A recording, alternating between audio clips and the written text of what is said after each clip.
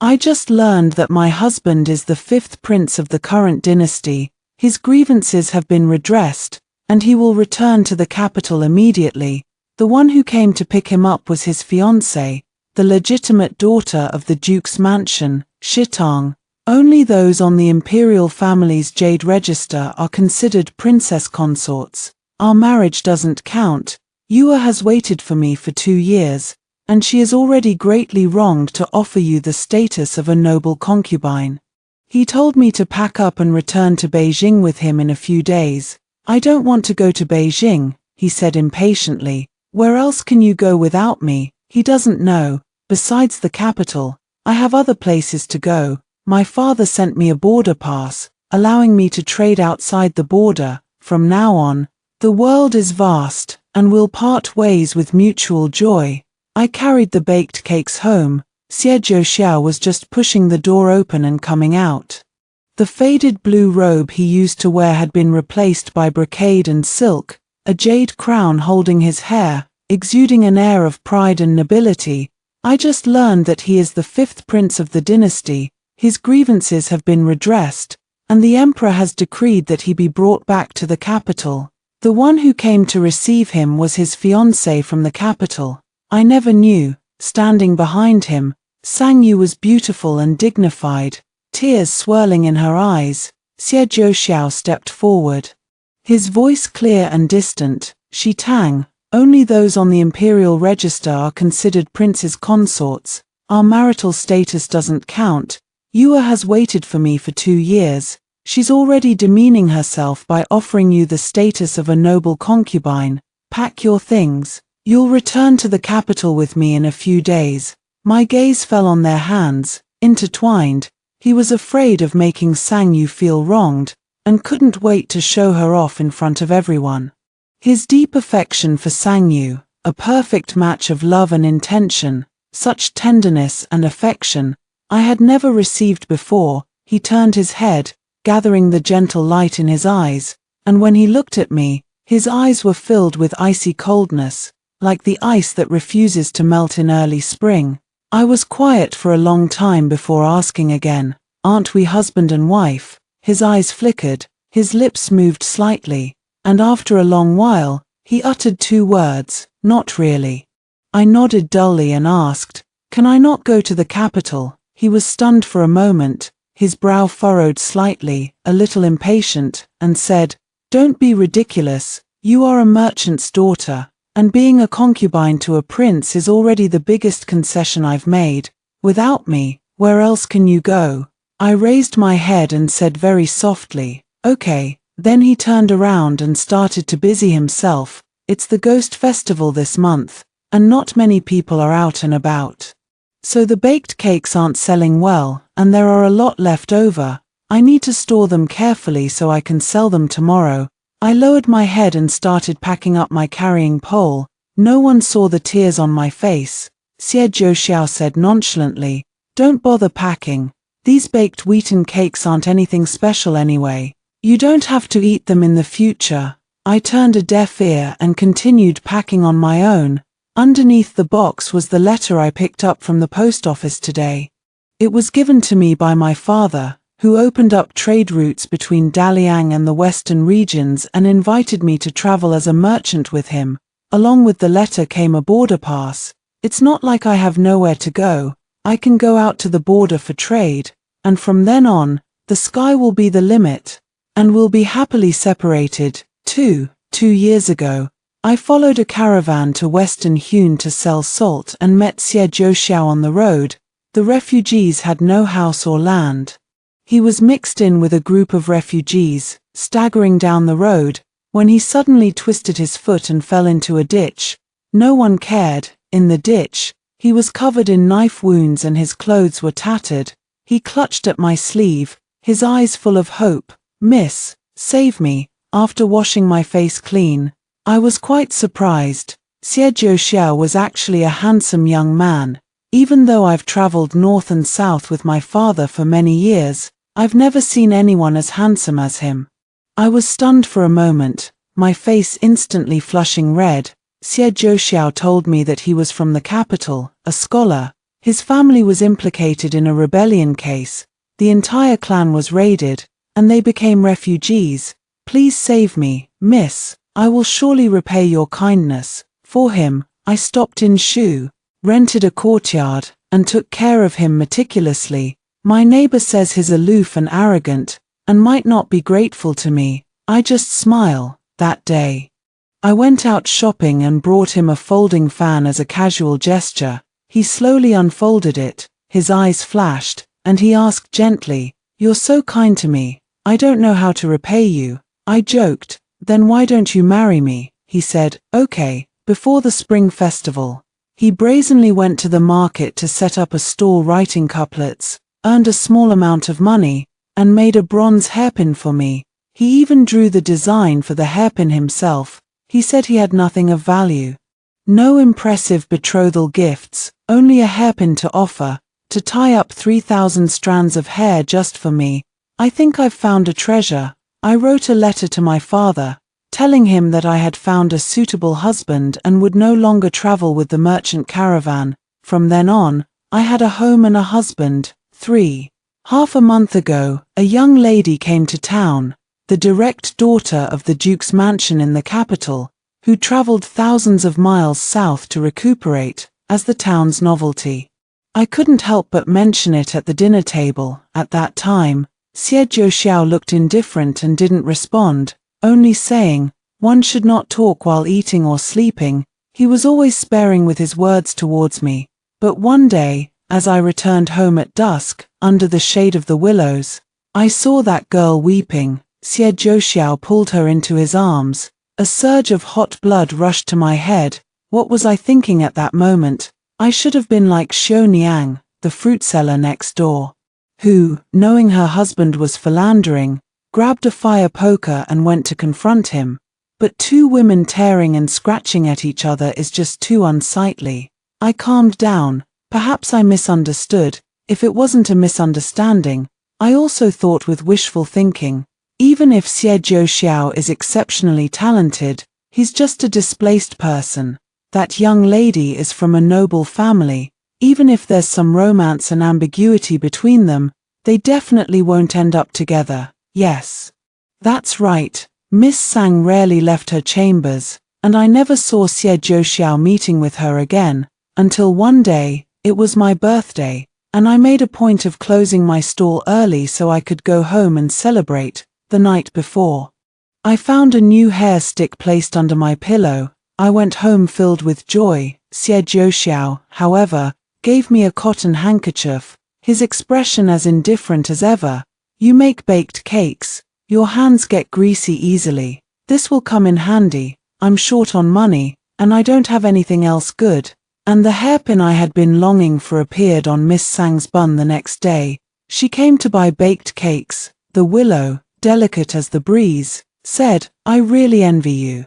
Those around her heard it and were baffled, but in that instant, I understood. A wave of sour, bitter feelings welled up within me. She left with red eyes. At night, Xie Jiuxiao returned with red eyes. He was very drunk. When I went to support him, he pushed me away with a flick of his sleeve. I fell to the ground, watching him, staggering and fumbling around until he found a folding fan in the chest. He treated that folding fan as me, filled with resentment, and vented it all out under the influence of alcohol. "Mu Shitang, it is you who are shameless, demanding repayment of a debt of gratitude, forcing me to marry you. If it weren't for you, I would have preferred to die in a ditch rather than be this ungrateful and heartless hypocrite." Xie Jiuxiao, who was usually so cold and detached, had tears in his eyes. I was the one who let her down. I was the one who hurt her. She shouldn't have waited for me. His tone was full of resentment.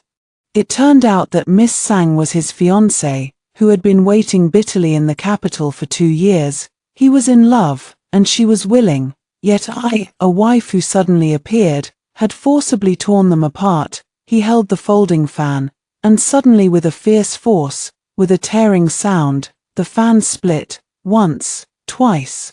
The night was still, and the sound of silk paper tearing was incredibly clear. Something in the depths of my heart shattered as well. I choked back, afraid to make a sound. Then, Xie Zhouxiao sat alone in the courtyard, forlornly staring at the full moon, muttering Yua, and finally fell asleep, drunk and deeply asleep. I stood blankly under the eaves, my eyes unable to hold back any more tears, which rolled down my cheeks. The mountain wind was cold, chilling me to the bone. Xie Zhouxiao remembers nothing after getting drunk, but he saw the folding fan on the ground that he had torn to pieces. Then, as if nothing had happened, he quietly picked it up and put it back in the box. He didn't ask me anything, I didn't mention anything, but we both knew that some things were already different. For, half a month later, a group of solemn-looking guards appeared, a sea of heads, surrounding my courtyard until not a drop of water could escape. They respectfully welcomed the fifth prince back to the capital. At the front of the crowd was Sangyu, her eyes shimmering with tears. Yesterday, they could only meet in secret, afraid that Sangyu would get a bad reputation. Today, they can finally be open and aboveboard, showing themselves in public, simply because Sangyu and Xie Zhouxiao are still engaged. She is the future fifth prince's consort, and I am just an unbetrothed, uninvited country wife. After Xie Zhouxiao finished speaking, he turned and walked out the door, directing a group of guards to set up 2 tents in the courtyard. One was for him, and one was for Sangyu. He said that he needed a few days to pack up, and when the time came, they would return to the capital together. Sangyu would not return to her duke's mansion and would wait here for him. It was also from this day on that Xie Zhouxiao never entered my room again. This is quite good. Then he won't know that I'm writing to father. In 5 days, I will leave the city. It will only take half a month to reach West Pass and meet him.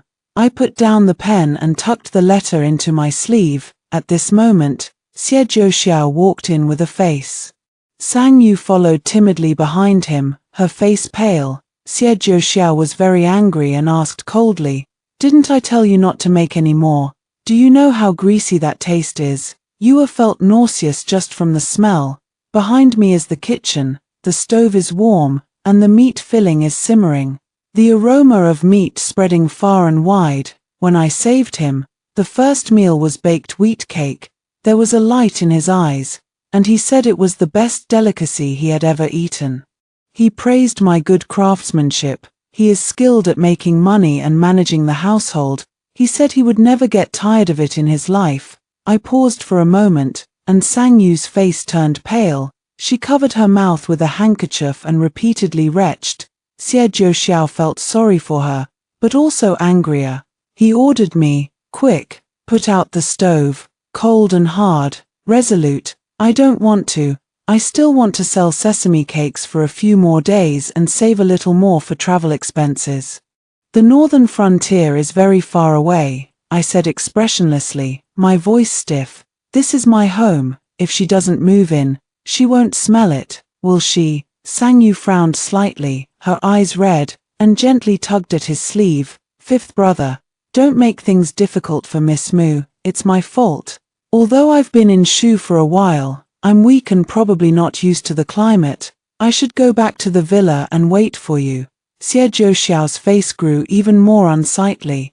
"She has no right to drive you away. Can't I even protect you from something this small?" Sangyu's eyes flickered, and she lowered her head shyly, blushing at his understated protection of her. I clutched the letter in my sleeve. The July heat made me feel utterly cold. She was gentle and kind. I am the aggressive, villainous person who drove out the mistress. Forget it. It's only a few days. It doesn't matter if I have less money. If worst comes to worst, I'll just sell this house and never come to Sichuan again. I didn't say a word, taking it as tacit consent, and then strode over the threshold. "Where are you going?" As we brushed past each other, Xie Zhouxiao stopped me. I looked up and said softly, "Going to send a letter to father. Is that not allowed?" He released my hand, not interested in the contents of my letter. He thought I was going to tell father, thought I was some royal concubine, enjoying wealth and status. "The letter has been sent." All smoothly. When I returned, The fragrance of the baked cakes had long dissipated. The chickens and ducks in the backyard had been given a large basket of them and were happily eating away, and in the stove, Sang Yu's medicinal cuisine was simmering. 5. I packed my belongings alone: cotton clothes, cloaks, fur boots, a motley assortment of everything. Just as I picked up a cyan robe, caught in a dilemma, Xie Zhouxiao walked in. He frowned. The prince's mansion has everything. There's no need to bring these shabby things. I pursed my lips and asked, "You don't want this either?" Xie Zhouxiao glanced at the clothes in my hand, his expression indifferent. He didn't remember. Xie Zhouxiao fell ill during his exile and became particularly sensitive to cold last winter. It was so cold in Shu that water froze instantly, and even wearing cotton clothes didn't help. I trudged through the snow up the mountain and got 2 wolf skins from a hunter. When I came down, my legs were so cold I could barely feel them. Then I stayed up several nights to make him a set of winter clothes. On the cuffs, I even sewed 2 sprigs of green bamboo. I wouldn't have known embroidery, but I learned Shu embroidery for him. Xie Zhouxiao's lips moved, his face showing nothing but disgust. I smiled and put the clothes aside. At this moment, Sang Yu came over, her voice like a nightingale. "Fifth brother, look, this is the silk from Jiangnan's tribute. Help me see which color is the prettiest. This material is light, thin, and soft. It's quite rare." Sang Yu gracefully stepped in. Now, without having to smell the baked sesame seed cakes, her complexion had also become rosy. Standing beside Xie Zhouxiao, she was like a delicate flower. She noticed my expression and timidly fell silent. She asked timidly, "Fifth brother, am I here at a bad time?" Having said that, she glanced at the man's clothes spread out on the table and explained, "Miss Mu may not know this, but there are fixed regulations for the clothing of princes. Not just any clothes can be worn casually. Wearing these outside might invite ridicule and embarrass fifth brother." My eyes flickered, and I looked out the window. The green willows and slanting sunlight made the two of them look like a perfect match, like a golden couple, both with an air of arrogant nobility. Xie Zhouxiao said, "You're from the countryside and don't know the rules of the palace. In the future, Yue will teach you these things." I smiled bitterly and responded softly, "I understand." Sang Yu smiled at me, gentle and considerate. "My brother has entrusted this to me. I will definitely do it well." Xie Zhouxiao's voice was full of affection. "Then I'll have to trouble you." After they left, I rummaged through Xie Zhouxiao's clothes, personal belongings, stationery, and everything else, sorted them out, and packed them into boxes. If he doesn't want them, so be it. I can still sell them for some travel money. 6. Please inform the fifth prince. Does he still want these things? I unfolded the items in the cloth package one by one. Xie Zhouxiao is a prince, with many rules and regulations. To see him now, one must first give notice. The guard glanced lazily, entered Xie Zhouxiao's tent, and came out in less than the time it takes to brew a cup of tea. He said, "The fifth prince said, he doesn't want the things.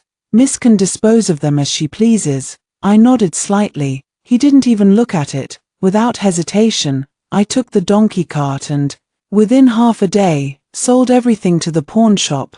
Then I bought new things, large boxes and small boxes. When I returned home, I was fully loaded, all winter clothes, furs, saddles.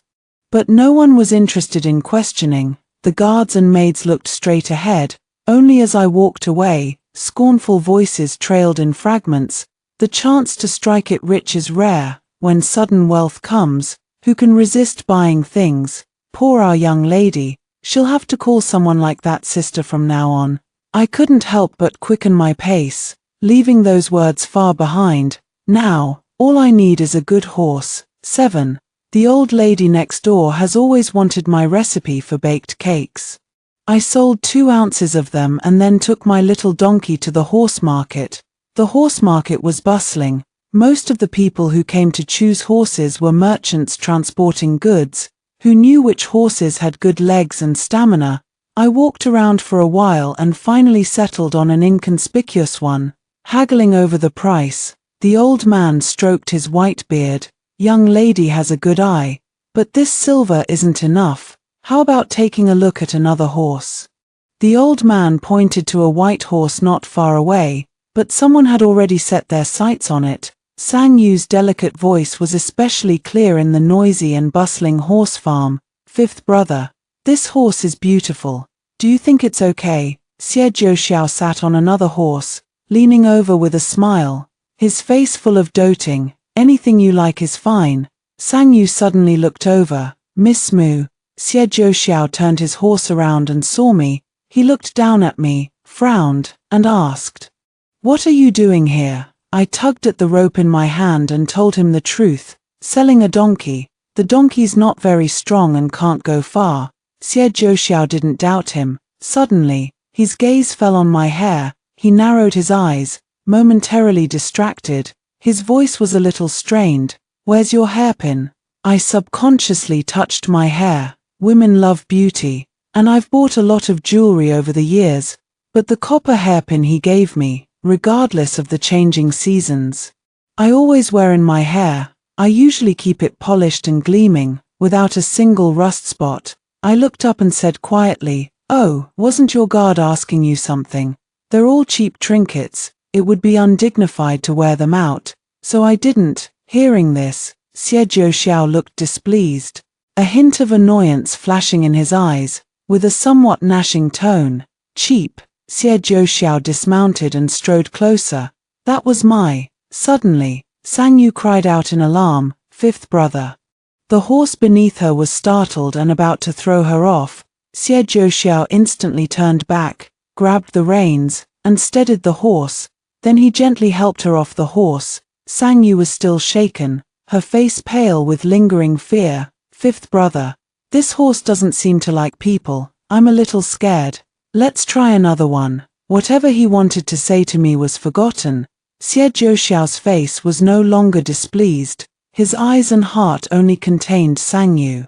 And he said to me ambiguously, "Forget it. If it's sold, it's sold. After returning to the capital, I'll get you a gold hairpin." Xie Zhouxiao turned his head, wanting to say something more, but I had already turned around. Sang Yu tugged at his sleeve. "Fifth brother, over there, that horse looks good. Didn't you say you'd teach me to ride? I've been waiting for you for 2 years. You have to teach me these next few days." Xie Zhouxiao then regained his senses and withdrew his gaze. After they walked away, I turned to the old man. "Is the silver, plus my donkey, enough to buy that horse?" The owner looked at me, then at the donkey, and nodded, saying it was enough. They were buying a horse to leisurely travel to the capital. I'm buying a horse to go to Shiguan. 8. In the 2 days before leaving the capital, the little maidservant who served me watched me pack and couldn't help but mutter, "Miss, you sold off a batch of old things and bought a new batch. But I don't see any difference from before. The styles and materials are all shabby." I doubt the fifth prince will even notice. She was straightforward and didn't mean to belittle me. I lowered my eyes and remained silent, only tidying things up earnestly.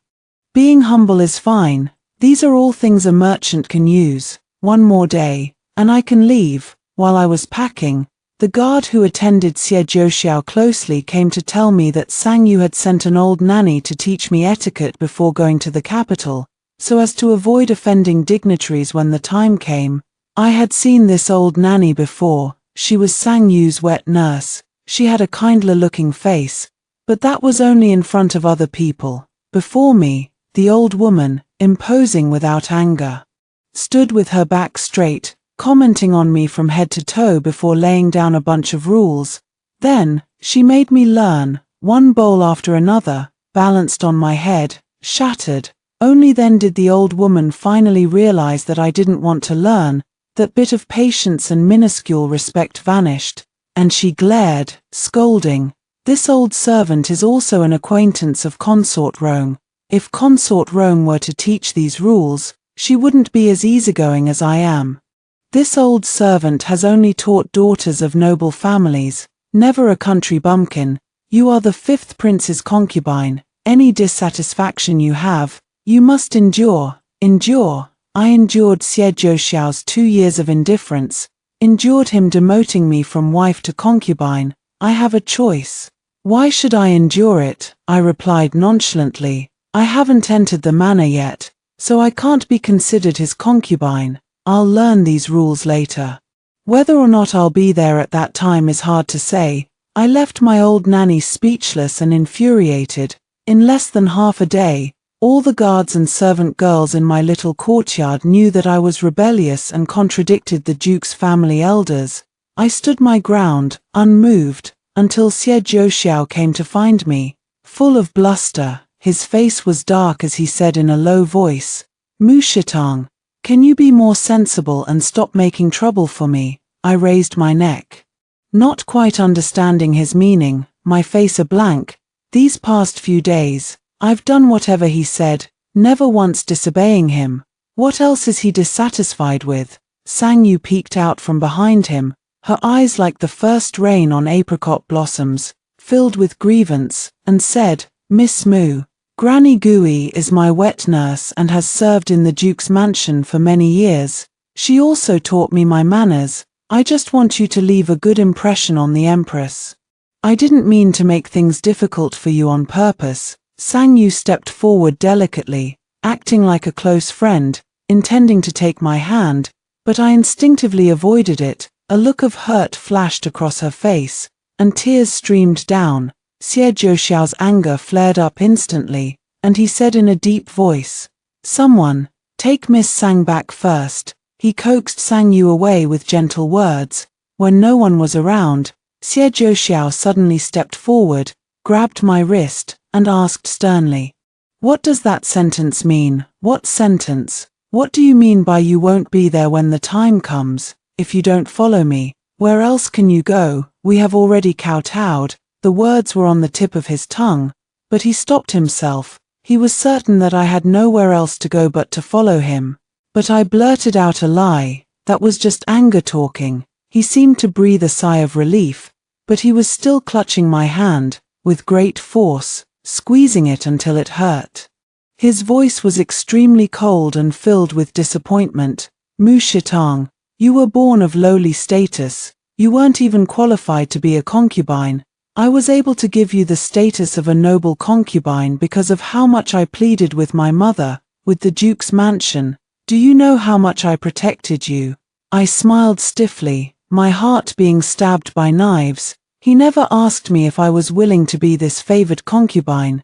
Xie Zhouxia released me, smoothed his sleeves, and his eyes held no warmth. "Be obedient. Once I return to the capital and marry Yua, I will bring you into the household. Don't cause trouble, otherwise, you won't even have the status of a favored concubine, and can only be a chambermaid." I lowered my eyes, my fingertips turning white as I pinched them, enduring the sourness in my mouth, and replied with a choked voice, "Understood." 9. On the last day before leaving the capital, I took the house deed to the trading house.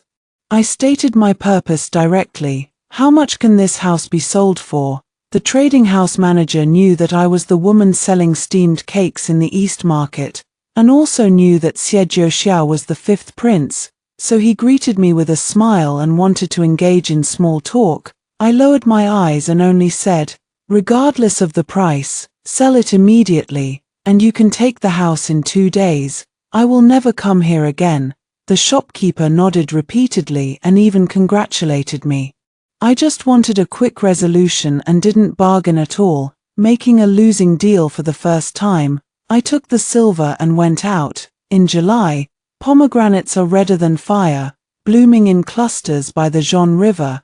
In a small room, a couple is sitting around a stove. The fire is burning brightly, and the aroma of tea fills the air. Sang Yu held a few freshly picked pomegranate flowers. Xie Zhouxiao composed a poem with a brush on a silk fan, which Sang Yu took and smelled delicately. The hair ornaments jingled. Xie Zhouxiao sat across from her, raised his hand, and brushed away the fallen petals from her shoulder. It was a tenderness and indulgence I had never experienced before. In the past, I had suggested going out to appreciate flowers several times. He would always say indifferently that he didn't like it. At that time, I naively thought he really didn't like it, but now it seems, it wasn't that he didn't like flowers. But clearly he didn't like the person accompanying him to appreciate them. I'm just a bore. Appreciating flowers with me is like playing the lute to a cow, not comparable to Sangyu, who is well read. These past few days, I haven't been able to see Xie Zhouxiao. They listen to the wind sleep in the willows, and chase the moon on horseback. I stood awkwardly behind the tree, my eyes stinging. I lowered my head, swallowing back the tears. Xie Zhouxiao paused with the cup in his hand and glanced in my direction. I quickly averted my gaze, pretending I hadn't seen anything. Tourists thronged, and I was just one of many, unremarkable. Fifth brother. Sangyu called him sweetly. Xie Zhouxiao also pretended not to notice me. 10. The day we set off was a beautiful day. It also happened to coincide with the temple fair. It was very lively, but the liveliness had nothing to do with me. I was just slowly moving things onto the carriage with a little maid. Box after box, piece after piece, filled the carriage, leaving almost no room to sit. The little maidservant complained again in a low voice that I had brought too many useless things, and she had to suffer with me. In the sweltering heat of July, she didn't want to be out in the sun with me at all. Go back to Miss Sang's side. I'm not used to being served by others. After sending the little maidservant away, Xie Zhouxiao came by. He stood beside the carriage, glanced at my fully packed carriage, frowned, and asked in a cold voice, "Are you doing this on purpose?" I pursed my lips and didn't respond, because I knew he had more to say. "Don't forget, you're just a concubine. You can't ride with me and don't be. This is the rule," he added. I shook my head, indicating I wouldn't cause trouble. "I can just ride with the coachman. I'm a merchant's daughter, I'm used to it." He went north to the capital, I walked west to Shiguan. We were never on the same path to begin with. Xie Zhouxiao's face was as cold as the ice of March, and he, "Suit yourself." After much anticipation, Sangyu finally emerged, surrounded by a constellation of stars. Maids and guards thronged around her, carefully helping her into the carriage. On my side, it was desolate and quiet. Even the only maid I had was sent away. The coachman sat on the carriage, hesitating before speaking. "Madam, miss." I lifted my skirt and jumped onto the carriage, sitting next to the coachman, and said softly, "Slow down a bit. There's no rush." The wheels rumbled, heading towards the city gate. My cart is heavy, so it moves especially slowly, in my sight. Xie Zhouxiao's carriage was getting further and further away from me. At first, he asked the coachman to stop and wait for me, urging people several times to tell me to hurry up and not get lost. The coachman patted his chest and said, "There is only one official road to the capital. You can't get lost." Sangyu lifted the curtain of the carriage, revealing a small, joyful face, and said, "Fifth brother, let's hurry. Maybe we can still catch the wheat blossoms in the capital." Xie Zhouxiao listened and couldn't help but urge his feet, and the horse went faster and faster. The city gate was crowded with traffic, carriages, donkey carts, pedestrians, porters. It took the carriage a long time to squeeze out.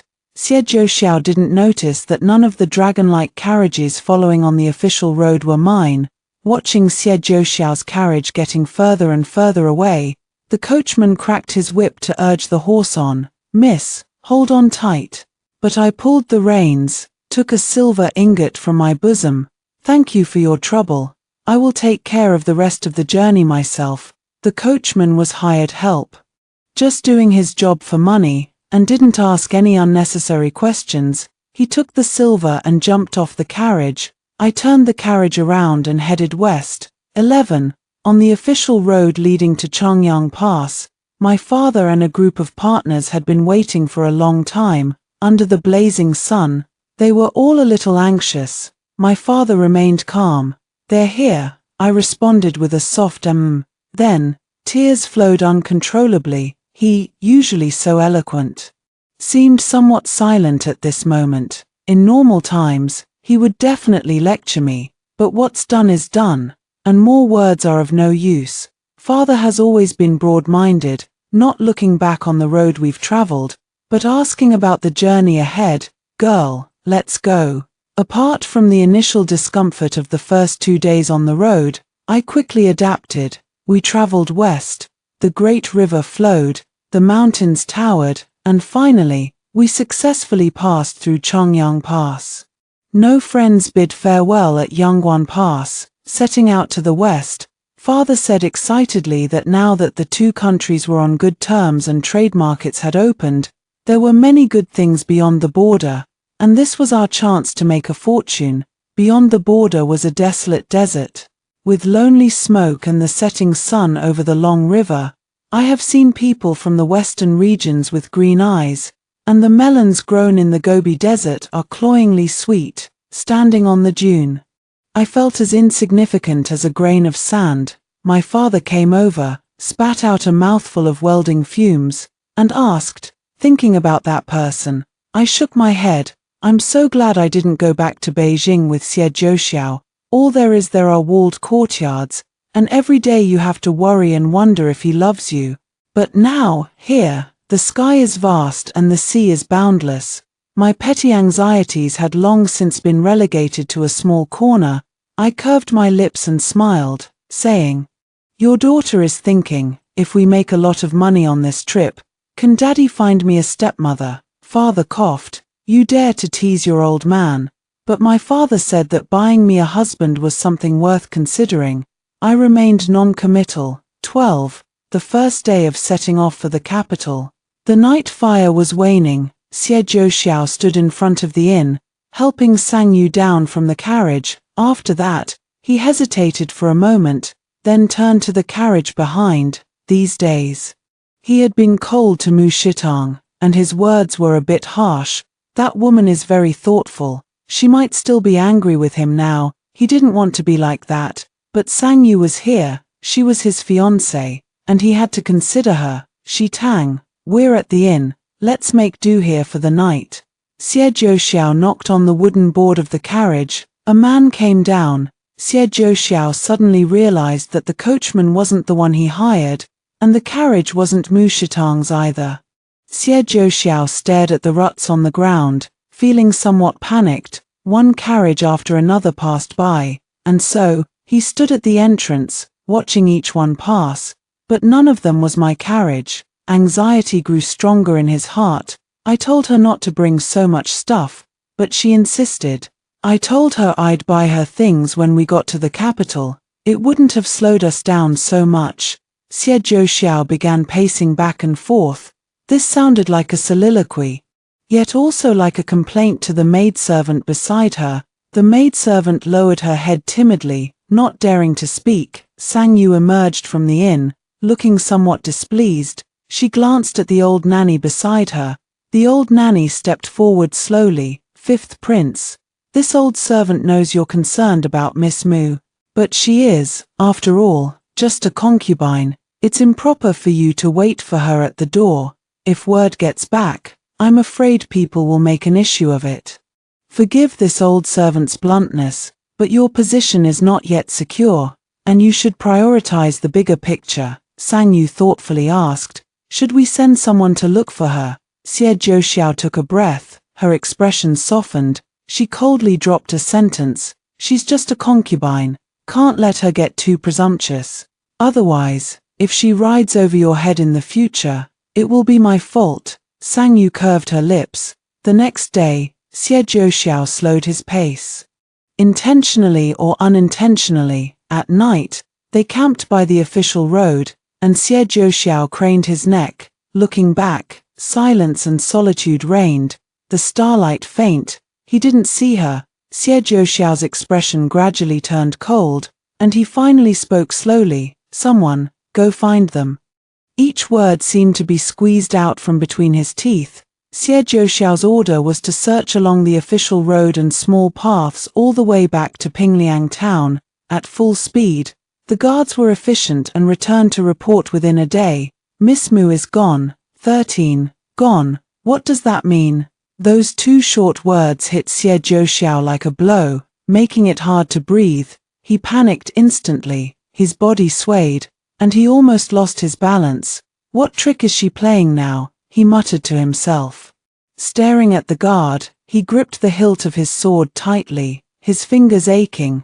The guard trembled as he handed over a letter. That was what I left for the stableman. If someone comes looking for it, give them the letter. If not, burn it and throw it away. It's all the same. Xie Zhouxiao took the letter with a trembling hand. Read 10 lines at a glance. There were water stains on the letter, drops and spots, smudging in several places, making it look unsightly, but it didn't affect readability. Because I didn't have much to say, it started with a poem, bright as the snow on the mountain, radiant as the moon among the clouds. I heard you have had a change of heart, so I came to bid you farewell. I won't use flowery language or show off my knowledge, since my name isn't on the official marriage registry, and we're not considered a proper married couple. I won't be going to the capital. If I had known you had a fiancé back then, I would never have gotten involved with you. From now on, may the mountains be high and the rivers long, may we marry and have nothing to do with each other. A thin letter, with only a few words. Xie Zhouxiao read it word by word. His heart suddenly felt empty. A tiny twig was secretly poking his heart, a subtle, prickling, and piercing pain. He didn't believe it and snatched the reins from the guard. Leaping onto the horse, Sang Yu stumbled out of the carriage, chased after him, and blocked his path. Fifth brother, we can't delay any longer. The imperial decree to appoint you as king is waiting in the capital. Also, there's the imperial decree for our official betrothal. She clutched at a corner of Xie Zhouxiao's robe. Sang Yu said tearfully, Fifth brother, isn't it a good thing she's gone? Miss Mu wants to help us. Her eyes were bloodshot. Watching the corner of the garment in her hand being pulled back bit by bit, the white horse galloped away. Sang Yu stumbled as she ran, falling hard. Fifth brother, her heart was breaking. Fifth brother, don't leave me behind. But Xie Zhouxiao couldn't hear anything. A group of guards also jumped on their horses and gave chase. Xie Zhouxiao galloped wildly under the moonlight. His hair crown was disheveled, and his sleeves were snagged and torn by branches. But he didn't care. He chased for 2 miles. But the Luo River blocked his path. The Luo River was treacherous, and crossing the bridge at night was forbidden. The Luo River surged, with angry waves roaring. He gazed at the long road behind him, the reins in his hand clutched until they ached. Shitong. Mu Shitong was a merchant woman, never staying in one place, trading everywhere. Now that she was gone, across the vast world, he had no idea where to even begin looking for her. Suddenly, it started to rain. A drizzle at first, it beat against his face, mingling with his tears. They streamed down together. That year, apricot blossoms bloomed in the misty rain, and she saved him from the ditch. Pulling him out of the mire, that year, after the Qingming rain, the crabapple blossoms of Shifu filled the air, and they got married in a simple courtyard in the countryside. He promised her, I will be with you in life and in death, as we have agreed. This year, they are separated by life and death. And some promises to be together in life and death can break your heart even when you are still alive. The guards chased after them. Sang Yu also chased after them, crying. The rain grew heavier and heavier, very noisy, yet very quiet. He originally thought that marrying Mu Shitong back then was just a reluctant repayment for her life-saving grace. He even felt humiliated. Indifference and aloofness were the price she should bear. He thought that giving her the position of a favored concubine was the greatest blessing in the world for her, and she should be grateful. Only then could he make up for some of his disservice to Sang Yu. He lied to himself that he didn't love Mu Shitong, but she left. Only then did he realize that she had taken his heart away with her. 14. I went to the western regions with my father, to Lulan, and to many other places. We sold silk and spices from the central plains, and brought back cattle, sheep, furs, and jade. The frontier was prosperous, and my father's border trade grew bigger and bigger, making him the largest merchant in the border region. That year, my father took a big deal from the imperial merchants, supplying furs and Western region jewelry to the royal family. My father didn't trust the staff to go, so he took me to escort the goods himself. This is my first time in the capital. The prosperity is dazzling. The one who received us at the post house was the imperial merchant, and the one who manages the imperial merchant is the fifth prince, Xie Zhouxiao. He is already the Prince of Yang now. This is the first time we've met in 3 years. He stood in front of the trading house, tall and elegant. In the sparse rain of apricot blossoms, he still carried a sense of pride and nobility, but his cheekbones were prominent and his figure. Chu has lost a lot of weight. His lips moved slightly, his eyes gleaming. Shitang, I've been looking for you for so long. His voice was a little hoarse, and still longing, but seeing him now, I no longer felt the heart-fluttering, anxious hesitation of those years. I am very calm. I curtsied formally. Your Highness, Xie Zhouxiao's voice caught a hurt look in his eyes. You don't have to be like this. He looked at me, his eyes full of affection. I didn't marry Sangyu. She is just a concubine. My position as the primary wife has always been reserved for you. Shitang, will you come home with me? He explained that he was at his lowest point back then, the least powerful and influential among all the princes. Consort Rome was not his birth mother, and he could only rely on the power of the Duke of Sang to gain a foothold in the court. His eyelashes slightly wet. Shitang, you have always been in my heart. It was my blindness that caused me to fail you before. I tilted my head slightly, gazing at the hazy blue sky. I answered with his own words. We had no matchmaker, no betrothal gifts, no entry in the imperial register. We are not husband and wife. These are your words. I am but a humble person, at most fit to be a chambermaid. Those were your words. These words, I have kept hidden in my heart for many years. Every time I think of them, I resent it once more, but as time passes, the grudges also dissipate. I felt neither sorrow nor joy, Xie Zhouxiao, when I told you to marry me back then. It was just a joke, actually. At that time, as long as you said you had a fiancé, I wouldn't have forced you. Now, it's just turning back from a wrong path. Xie Zhouxiao's face was pale, and something seemed to shatter in his eyes. His fingertips trembled, and he staggered back a step, his gaze blank and desolate like the west wind. He said, I don't believe it. You're willing to come to the capital, so you still have me in your heart. I felt a little cold, pulled my fox fur cloak tighter, and said calmly, merchants value profit. Business can be done anywhere. If it were business, I could discuss it with you as a merchant. However, you are an official of the imperial court, so it's best. Said resentfully, you clearly left. So why did you come back to provoke Xie Zhouxiao? It's all your fault. I should be his wife. Sangyu was unrelenting, venting her resentment with a bellyful of grievances, blaming me for forcing Xie Zhouxiao to marry me by taking advantage of his gratitude back then. I became the stumbling block between them, a thorn in their side, even more, blaming me for leaving for a foreign land, digging out his heart, and since then, tossing and turning, yearning for love but never obtaining it. He used to neglect me, now he neglects her. Tears welled up in Sangyu's eyes. I just like him. Was I wrong? I wrapped my sleeves around myself and said helplessly, you're blaming the wrong person. Your engagement was never broken. He kept silent back then. He deceived me, and he deceived you. Sangyu stopped crying, stunned in place. He used me to get a foothold. Later, he used you to gain a firm foothold in the capital.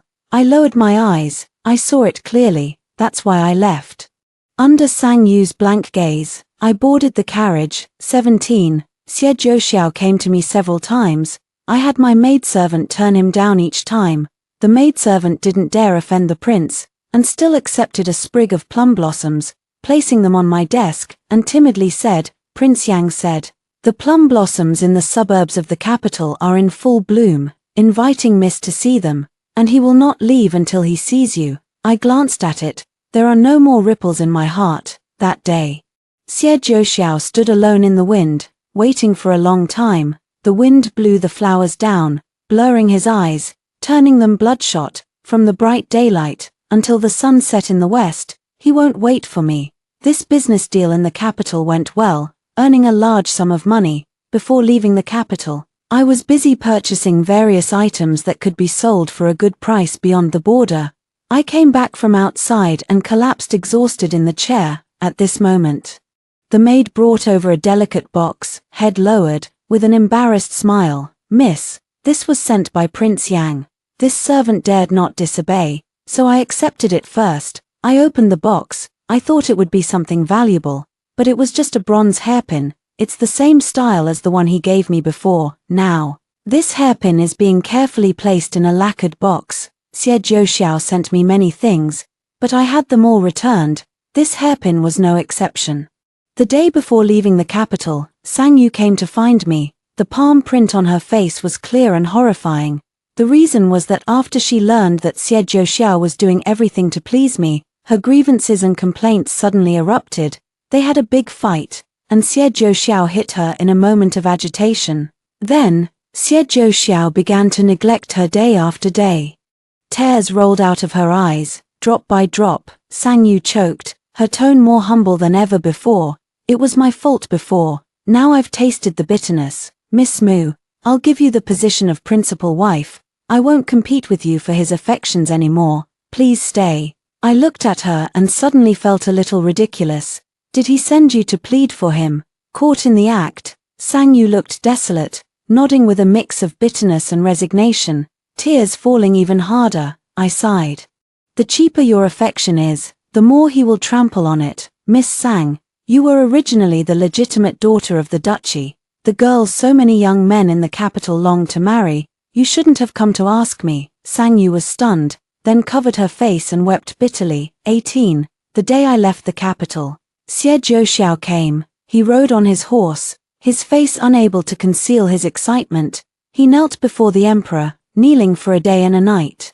Even willing to exchange his throne for an imperial decree of marriage, to marry me, a commoner, as his rightful wife. Xie Zhouxiao carefully presented the imperial decree to me. He looked at me stubbornly, humble and hoarse. "Shi Tang, as long as your name is written, you will be my proper and legitimate wife. Don't go." "Okay." I gently pushed him back. In that instant, everything in his eyes collapsed and darkened.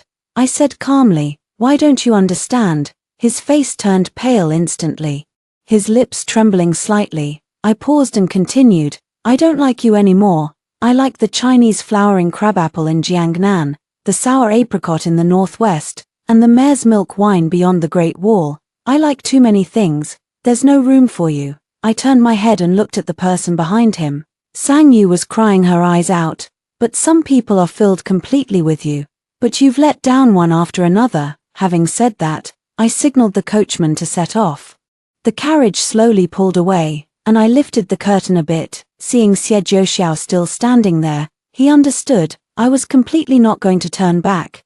This parting may be the last. 19. A few more years passed. Sang Yu finally got her wish and became the princess consort of Yang, the emperor. In order to ensure the continuation of the imperial family line, suggested that the princes take concubines to bear children. Several princes declined, citing harmonious relationships with their wives.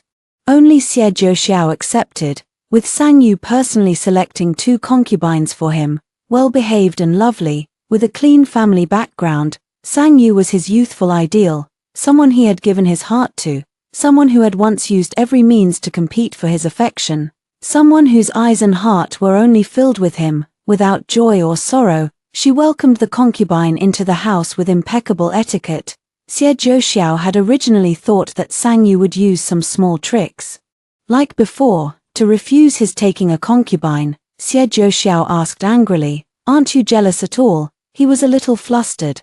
"As long as you say you don't want me to take a concubine, I will refuse, Father Emperor." Sang Yu lowered her eyes and thought for a moment, then smiled faintly, as if nothing mattered. That would be heartbreaking. With numerous offspring of the emperor, standing out and maintaining the glory of the Prince of Yang's mansion requires currying favor with those in power.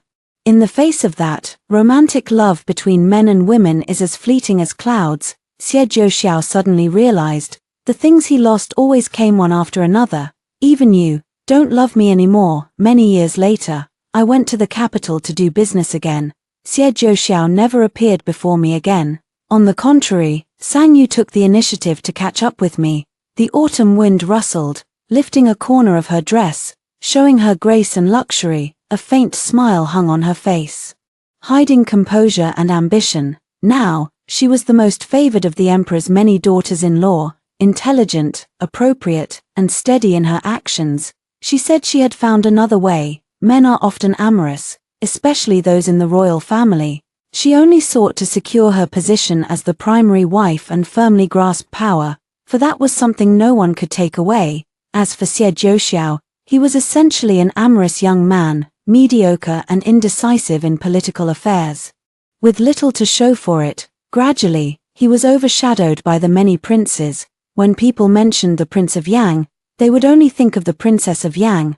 I picked up the teacup, took a light sip, and we smiled at each other. Completed.